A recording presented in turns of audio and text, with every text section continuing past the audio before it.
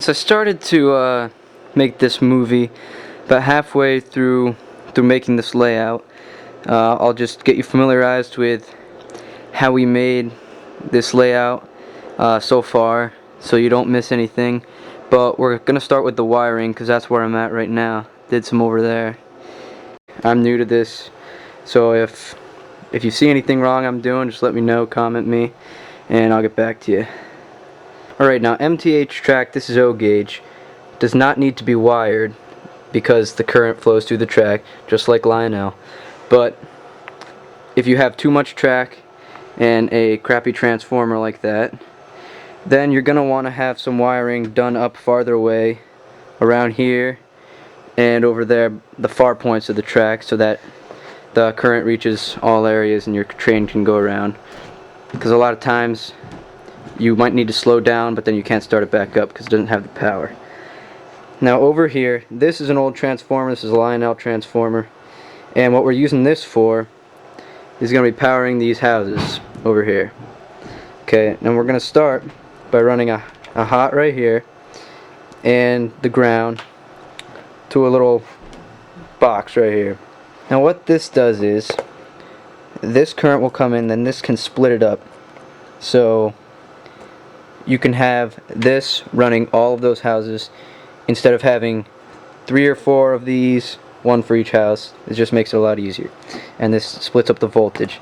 Now right now I only got the hot in, so the hot is coming here, and what these loops are, all these loops right in here, well, let me focus, all these loops, that just is making it so the hot is going to be reaching all of these different areas. Okay, and then later on you'll be able to take a line from each of these and go to your separate houses and different buildings you want to light up or have some action to perform. So right now I'm gonna be wiring this ground in a similar way as I did those, and I'll get back to you when I'm done with that. Okay, now I got my piece of wire that I'm going to use for one of those loops on the ground, and just something I want to tell you, you probably want different color cords for the hot and the ground so you know what's happening with each and which one's which. But I only got red, so I'm only going to be doing it in red right now. And I'll probably be changing some things up after I'm done making this movie, like the length of these. But just for now, this is what's happening. Alright, now I got this wire that's going to turn into one of those loops right there for the ground over here. And what you want to do is, see that little thing? Well, one end of here, this bare wire right here, goes into the end of this. Can't do it right now, I only got one hand. Then you're going to take these vice grips and you just squeeze really tightly and make it so it kind of pinches the wire in so the wire doesn't pop out. And then you got a loop, and after you get this one in, that's just going to go from there to there, and you're going to get another one to go from there to there and there to there. And that's pretty much it for this. I'll get back to you when I'm done with all that. Okay, now you can see I'm all done, got everything looped around. Now what's going to happen is, got this house right here, and it's got 2 cords from it. Now I drilled holes. It's going down through the bottom of the platform, and this whole wiring and everything's going to be screwed under here, unseen from the top, so that's why it's going under. But both the wires from here, the hot is going to go into here, and the ground's going to go into here, or however you want to do it. But one hot has to go into one of the hot spots, and one ground has to go into one of the ground spots. The tools I used to accomplish all this was the wire stripper right here. And what that does is you can cut your wire with it and then strip the rubber off, and then make it so you can put it into these little connectors.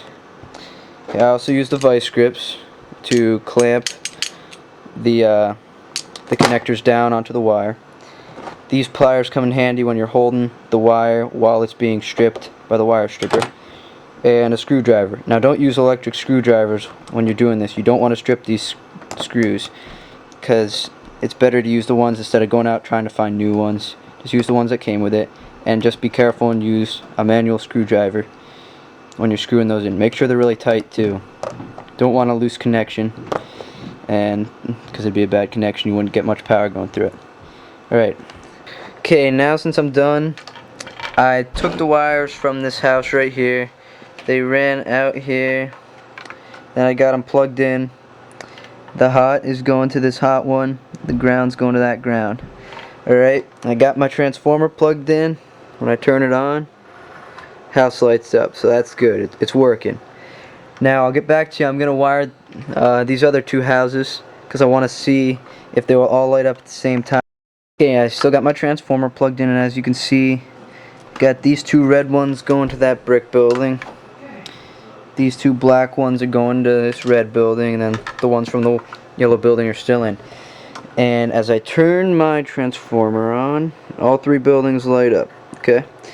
Now, the thing is, I got both the black and the red going into the same port for both ground and hot, which means you can have multiple connections in here. So you can have more than 4 buildings lit up at a time, because you can just put more wires into the port than just one, just so you know that. Oh, another thing about the wires, most of these buildings come with wires already built in and attached, but the problem with them is they're really crappy, they're really small. So don't worry about attaching these connectors onto them because they're too small for it. You can actually just stick it in the screw, tighten the screw, and it'll work fine. So don't worry about the connectors with them. Alright, as you can see, all our houses are working.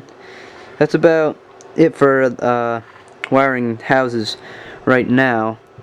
Next time we'll have switches that we can hook up so that we can have one house turn on and off by itself without all the houses having to turn on at the same time. But we'll also go over wiring these parts of the track. This part right here and over there where that missing piece is, that's actually going to be a piece that's wired. And what we'll do with that is we'll have to drill down through the track bed, put some wire down through the whole entire platform, and it'll run over to that connector.